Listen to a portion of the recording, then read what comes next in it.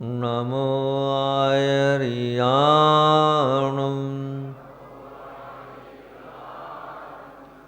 नमो वज्रायाणं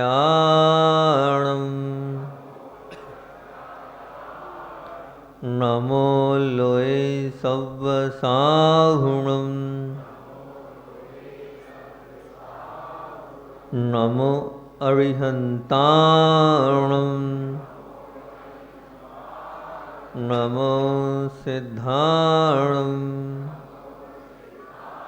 नमो आयर्याणं नमो वज्रायाणं नमो लोये सव्वसाहुणं नमो अरुहन्ताणं नमो सिद्धाणं नमो आयर्याणं नमो वज्रायाणं नमो लोये सव्वसाहुणं। बोलिए देवादिदेव खरजराट मूलनायक श्री चंदापुर भगवान की, बंडी मामारा के बड़े बाबा आदिनाथ भगवान की, अकंपनादादि 700 मुनि राजों की, विष्णु कुमार महामुनि राज की, परम उपकारी आचार्य भगवंत विद्यासागर जी महामुनि राज की, संधान सागर जी निरंजन सागर जी महाराज की, परम पूज्य मुनि श्री दुर्लभ सागर जी महाराज की। कल अपनी चर्चा चल रही थी, परमात्मा सर्वशक्ति के नायक है, दायक है और रक्षक है। इस पे अपनी चर्चा चल रही थी, नायक, दायक और रक्षक। ये एक सर्वकालीन सत्य है। हमारी श्रद्धा इस पर कितनी है, ये हमारे मनोमंथन का विषय है कि हम उस परमात्मा को नायक, दायक और रक्षक की संज्ञा देते हैं कि नहीं। अगर देते हैं तो ये मान के चलना, जो आपको सत्ता संपत्ति मिल रही है, ये सत्ता संपत्ति मात्र परमात्मा को जब हम रक्षक और दायक और नायक मानेंगे तभी मिलेगी। ये शरीर जिसके माध्यम से हम तप कर रहे हैं, जिसके माध्यम से हम अपने आप को बहुत सुंदर बता रहे हैं, ये प्रभु की कृपा से ही मिला है। ये उदारता, ये नम्रता, ये सब कुछ हमें प्रभु के वचनों के माध्यम से ही प्राप्त होता है। हम लोग पुण्योदय के समय प्रभु को याद नहीं करते हैं। जब बहुत सुख में होते हैं, जब प्रभु याद नहीं आते हैं, जब बहुत कष्ट में होते हैं और पाप कर्म का उदय होता है, तब हम प्रभु को याद करते हैं, गुरु को याद करते हैं और उनकी तरफ जानने का मन बनाते हैं। उसके पहले हमारा मन नहीं बनता है। ये मनुष्य की एक स्वार्थपरता है। इसी स्वार्थपरता के कारण ही परमात्मा की कृपा से हम वंचित रहते हैं। क्योंकि जब हमें भक्ति करनी चाहिए तब हम भक्ति नहीं कर रहे हैं। हमें कब भक्ति करनी चाहिए? जब अभी हमारे पास शरीर में सामर्थ्य है, हमें उस शरीर की सामर्थ्य का उपयोग करना चाहिए। हम अभी उपयोग नहीं कर रहे हैं। अभी उपयोग हम विषयों में लगाए हैं, अभी हम उपयोग मोह में लगाए हैं। जब शरीर व्रतों को पालन करने में निर्वाह से वंचित होगा, तब हम सोचेंगे प्रभु की ओर, भक्ति की ओर। तो प्रभु की भक्ति नहीं है, वो एक समझौता है आपके जीवन का। वो एक समझौता है आपके जीवन का। अभी आपके पास समय भी है, शक्ति भी है और सामर्थ्य भी है।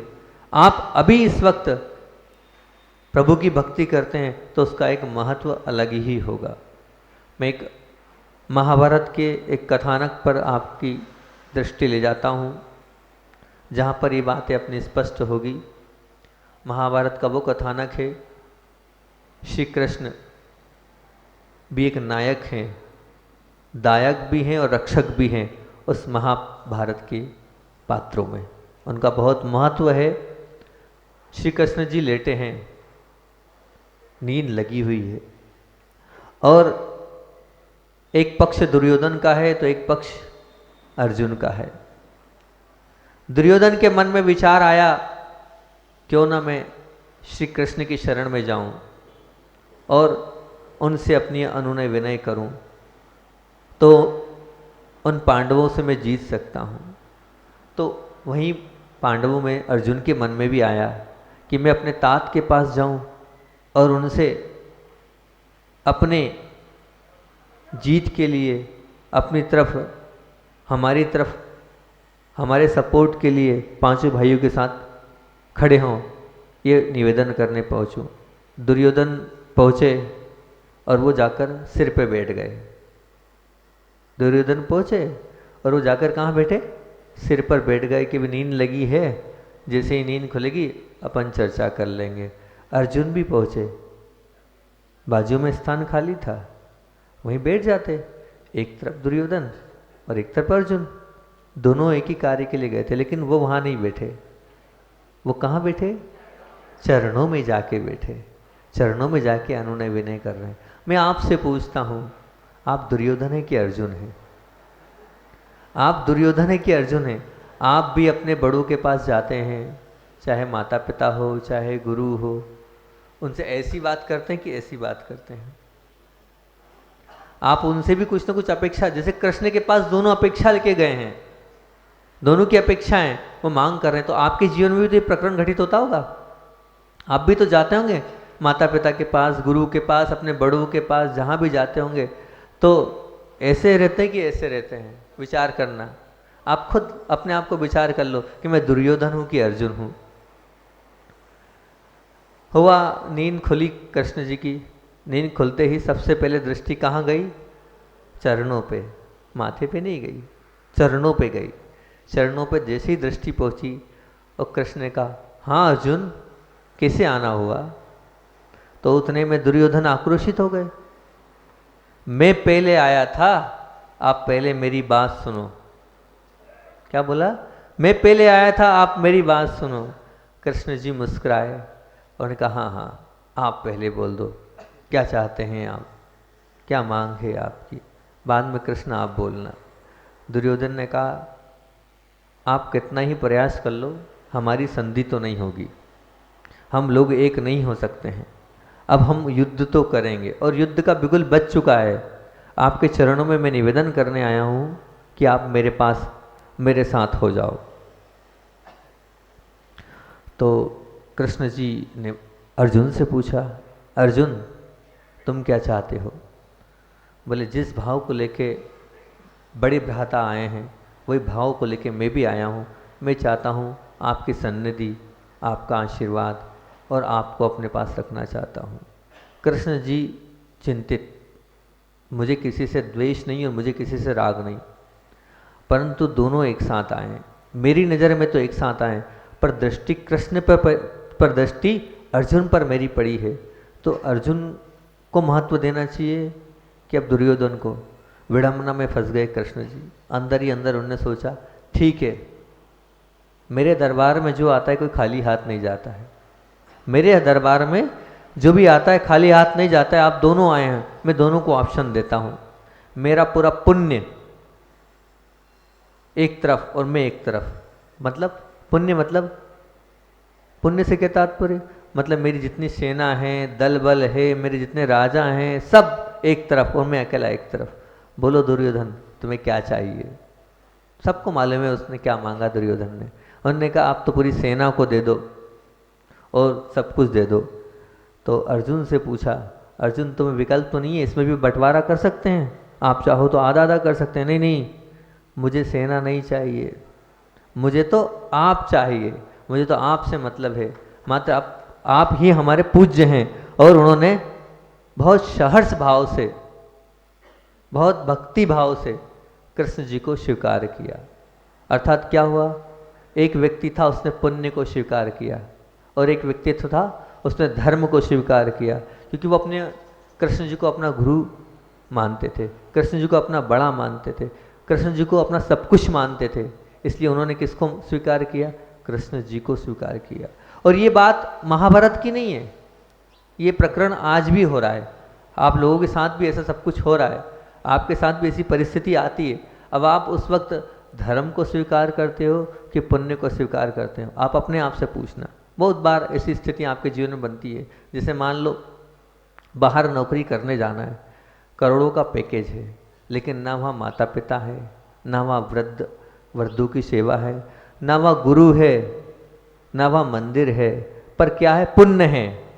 पुण्य तो है ही, पैसा मतलब पुण्य, पुण्य है। और दूसरी ओर मान लो वहाँ 1 करोड़ की तनख्वाह होगी तो यहाँ 1 लाख की तनख्वाह है, मतलब 1 लाख रुपए आपको मिल रहा होगा आप, पर यहाँ धर्म है, यहाँ गुरु है, यहाँ माता पिता की सेवा है, यहाँ शुद्ध वातावरण है, सब कुछ है। आप विचार करना आप किसको पसंद करोगे, पुण्य को कि धर्म को? सभी लोग दुर्योधन बन जाएंगे, सभी लोग दुर्योधन। बात तो करते हैं अर्जुन बनने की, लेकिन कार्य करते हैं दुर्योधन बनने का।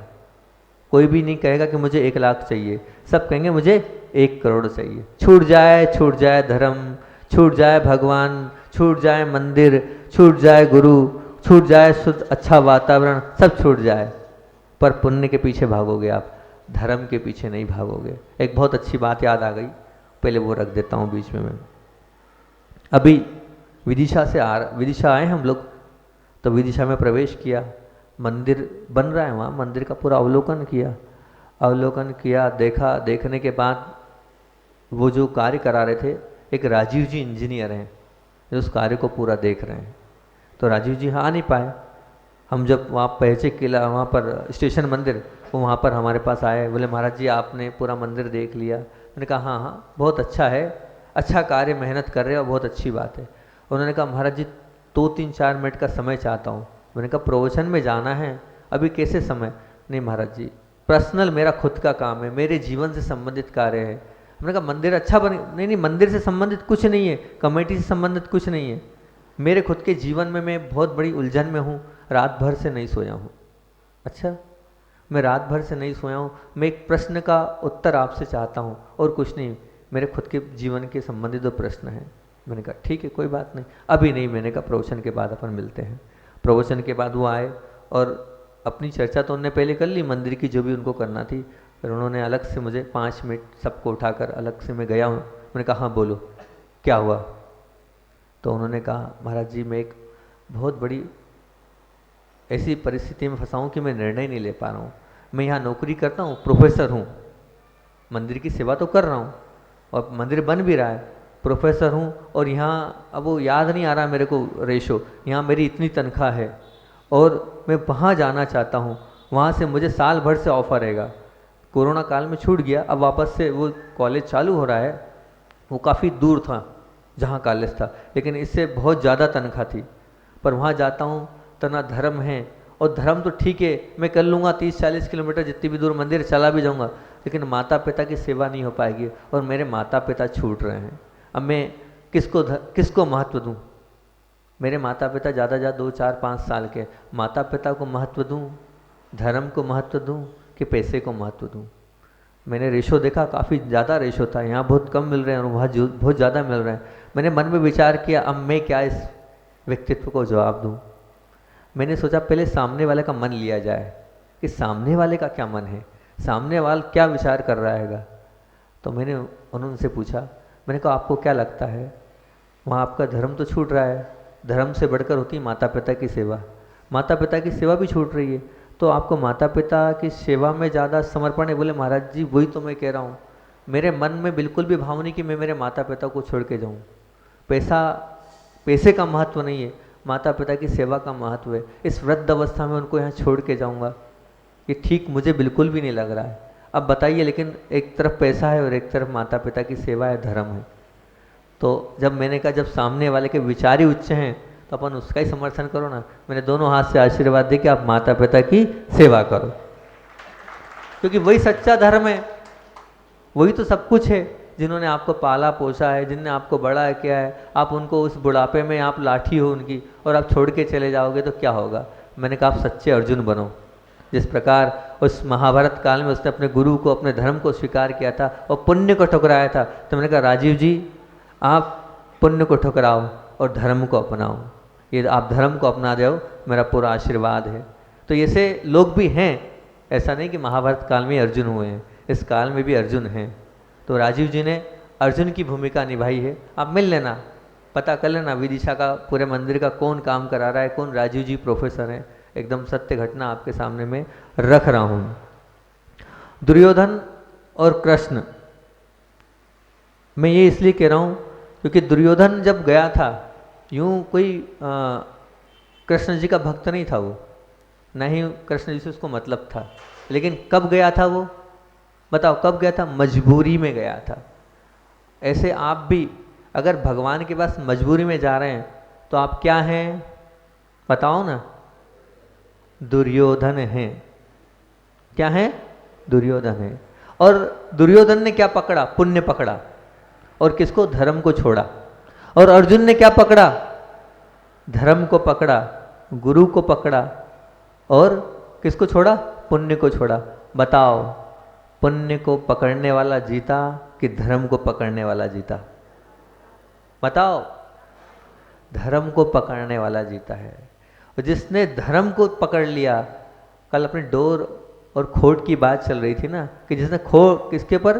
उस खूटे को पकड़ लिया, धर्म रूपी खूटे को पकड़ लिया, वीतराग रूपी वाणी को पकड़ लिया, निश्चित तौर से वह अपना कल्याण कर ही लेगा।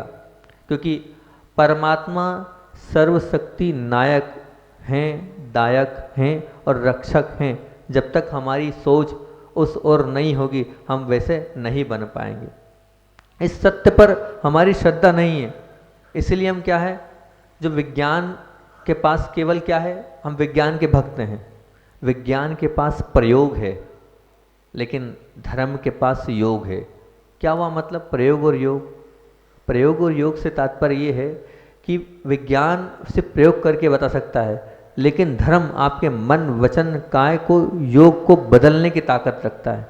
विज्ञान आपके परिणामों को नहीं बदल सकता है, लेकिन धर्म आपके परिणामों को बदलने की ताकत रखता है। विज्ञान रोज बदलेगा, रोज नए नए परिवर्तन आएंगे, लेकिन ध्यान रखना धर्म एक सत्य पर अटल रहेगा। वो सच्चा है, वो शाश्वत है। जिस विज्ञान के पीछे आप जो रोज रोज बदलता है, उसको लेकर आप धर्म को चुनौती दे रहे हैं, और धर्म को चुनौती तो दे ही रहे हैं, साथ साथ में धर्म की अवज्ञा भी कर रहे हैं, परंतु वह व्यक्तित्व कभी भी महान नहीं बन सकता है। श्री कृष्ण ने सर्वशक्ति नायक और सर्वशक्ति दायक उन अर्जुन के माध्यम से चुने गए थे। क्यों चुने गए थे? उन्होंने क्या किया? उन्होंने तो सिर्फ एक सारथी बने थे, कुछ नहीं किया। श्री कृष्ण ने अर्जुन के पास क्या किया, मैं आपसे पूछता हूँ? तो वो क्या बने थे? सारथी। मात्र उन्होंने रथ को चलाया था, और रथ को चलाया था तो अर्जुन को कोई विकल्प नहीं था कि रथ तेज चल रहा है, रथ धीरे चल रहा है, रथ किस गति में चल रहा है, उससे कोई मतलब नहीं। उसने तो कहा जिनको मैंने सारथी बनाया है उनसे मतलब वो जहाँ ले जाएंगे, जिस प्रकार से ले जाएंगे, उस ओर मुझे जाना है। मुझे किसी प्रकार का कोई संकल्प विकल्प नहीं करना है। मैं भी आपसे यही बात कर रहा हूँ, आप भी अपने जीवन का कोई ना कोई सारथी बना लें। देवशास्त्र गुरु आपके पास हैं, आपकी बागडोर भी किसी न किसी सारथी के पास होना चाहिए। अगर आपने अपने जीवन का कोई सारथी बनाया तो ध्यान रखना, वो सारथी चिंता करेगा कि अब मुझे क्या करना है। जो मुझसे जुड़ा व्यक्ति है उसका भला कैसे हो। वो जब आप मन, वचन, काय से उस सारथी के प्रति समर्पण भाव रखोगे, तड़पन हो आपकी उसकी भक्ति के प्रति, आप पूरा उनके प्रति अपना न्यौछावर करोगे, हे प्रभु आप ही सब कुछ हैं, तब वो सारथी भी आपकी चिंता करेगा कि भैया वो हमारे लिए इतना समर्पित है। चाहे वो बड़े बाबा हो, चाहे वो जिनवाणी माँ हो, चाहे वो कोई गुरु हो, क्योंकि हमारे तीन को पूज्य माना है, देव, शास्त्र और गुरु। सच्चे देव को, सच्चे शास्त्र को और सच्चे गुरु को आप अपने जीवन में सारथी बनाएं। सारथी बनाएंगे तो निश्चित तौर से वो आपका कल्याण करेंगे, जैसे श्री कृष्ण ने अर्जुन का किया। अर्जुन, आप ये मत मानना कुछ नहीं किया, बहुत कुछ किया। वो परिस्थिति आपको याद दिलाता हूँ, जब एक युद्ध में एक प्रकरण आया और कृष्ण और अर्जुन सब तरफ से ध्वस्त हो चुके थे अर्जुन, और अब क्या स्थिति थी? कृष्ण ने कहा अर्जुन रथ से उतरो। कृष्ण ने कहा हे अर्जुन रथ से उतरो। तो अर्जुन ने कहा ऐसे कैसे उतरूं? वो उतरने को तैयार नहीं हुए। फिर तेज आवाज ने कर, मैं कह रहा हूँ रथ से उतरो। जब इतनी तेज आवाज में अर्जुन से कहा तो सहम भाव से अर्जुन नीचे उतरे। अर्जुन जैसे ही रथ से नीचे उतरे, उसके बाद कृष्ण रथ से नीचे उतरे। बताओ उस रथ का क्या हुआ? वो रथ जल के स्वाह हो गया। आप ये मत समझना कृष्ण जी ने कुछ नहीं किया, वहाँ सिर्फ सारथी का काम किया। कृष्ण थे वहाँ पर, इसलिए वो रथ नहीं जला। तो कृष्ण को क्यों पकड़ा था उन्होंने? ये सब कुछ करने वाले हैं, ये सब कुछ कराने वाले हैं। आप भी जिनको सारथी मानकर अपने जीवन में उनको वो स्थान देंगे तो ध्यान रखना वो भी आपकी बागडोर को ऐसे ही संभालेंगे। आप जब जब कष्ट में होंगे, जब जब दुख में आप रहेंगे, वो सारथी आपका सहयोग करेंगे। जैसे कृष्ण ने वहाँ अर्जुन का सहयोग किया, जहाँ जिस प्रकार कृष्ण ने हमेशा उनको संभाला, वैसे ही आपको भी ऐसे सारथी की आवश्यकता है। वह सारथी भी आपके जीवन को ऊपर उठाने के कार्य अवश्य करेगा।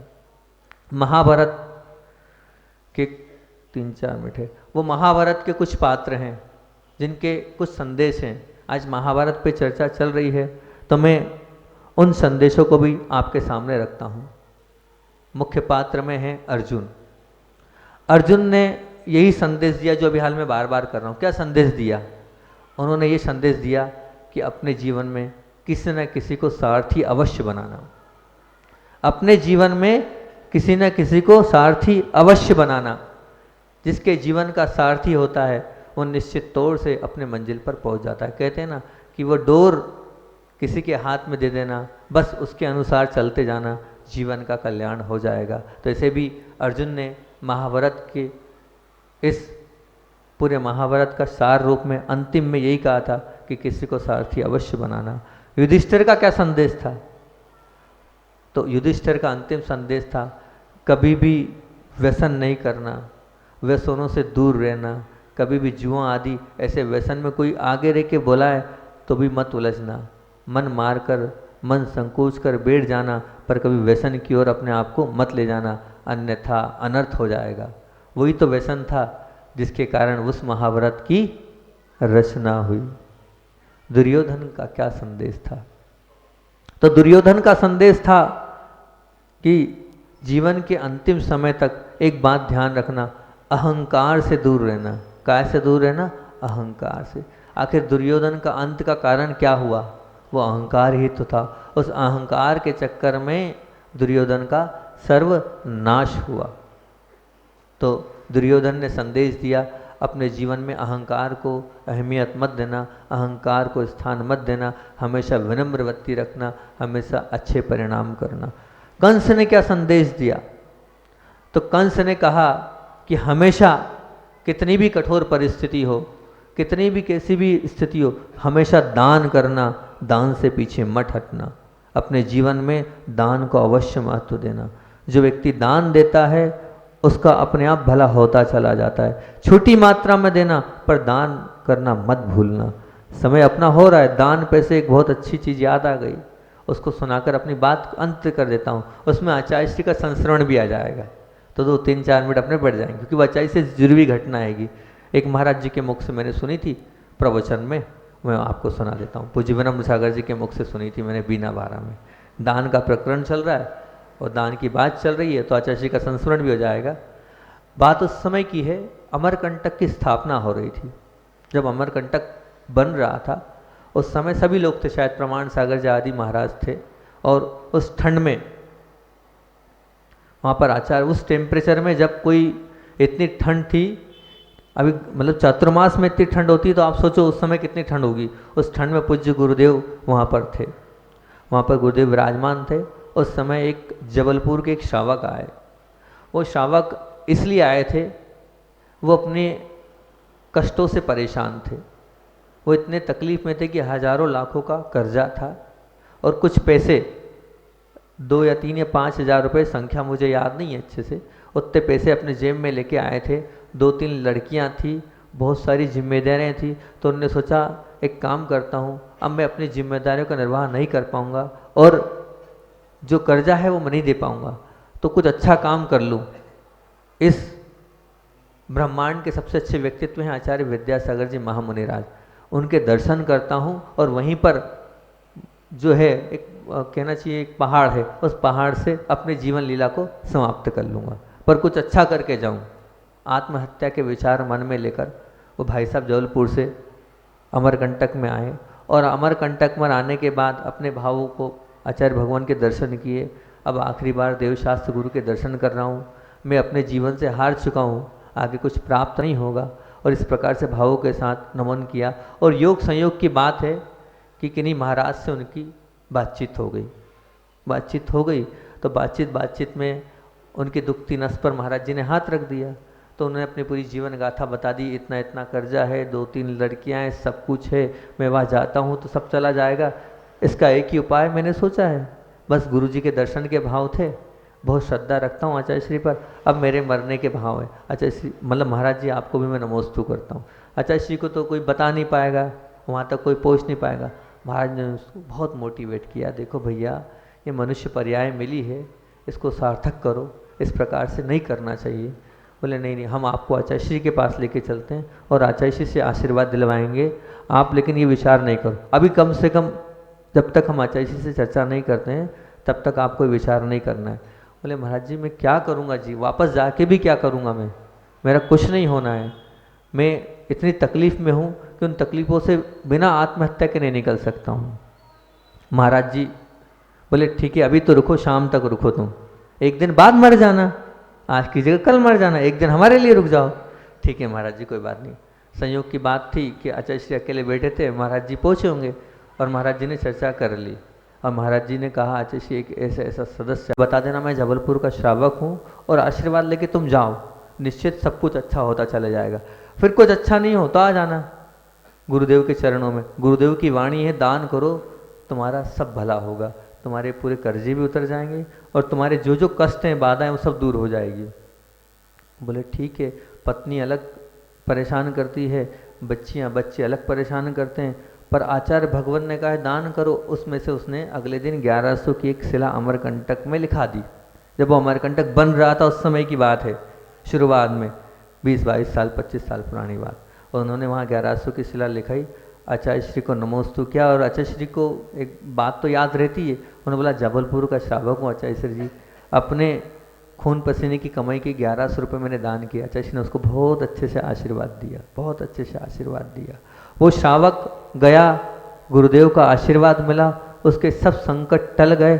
आज वह जबलपुर का बहुत बड़ा श्रेष्ठी है, लाखों करोड़ों में खेल रहा है, बेटियों के अच्छे घर विवाह हो गए और आज लाखों करोड़ों पूरे मार्केट में उसके ब्याज से चल रहे हैं।